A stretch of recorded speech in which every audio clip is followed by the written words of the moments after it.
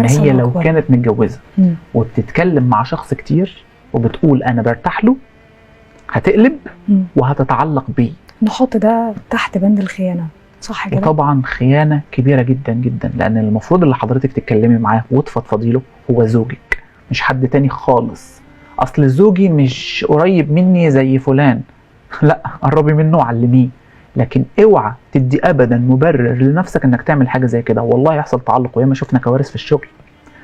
انا بيجي لي حالات في شغلها ايه، انا متعلقه بده وهو متعلق بدي، وده متجوز ودي متجوزه. والالعن من كده ان هم يتفقوا هم الاثنين ان هي تتطلق من جوزها وهو يطلق مراته، وهم الاثنين يرتبطوا وبينفصلوا.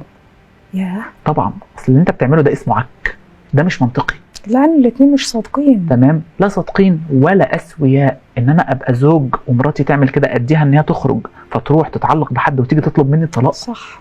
طب هو انا عملت لك ايه؟ ايه اللي انت شفتيه مني؟ تخترع له اي حوار، انا مش مرتاحه معاك، يلا وريني هتعمل ايه.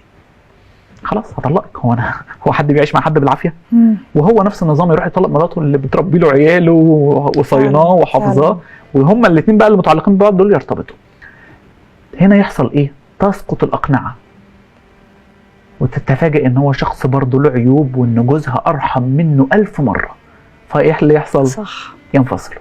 فلو ده حصل لا قدر الله، لازم نعرف ان ده باب شيطان هدفه ان هو يخرب العلاقات. حب حاجه على قلب الشيطان انه يفصل ما بين الراجل والست.